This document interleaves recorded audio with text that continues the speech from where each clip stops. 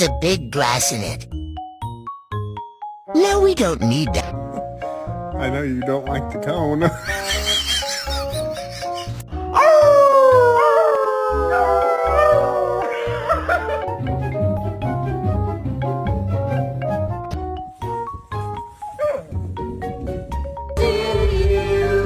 Happy birthday!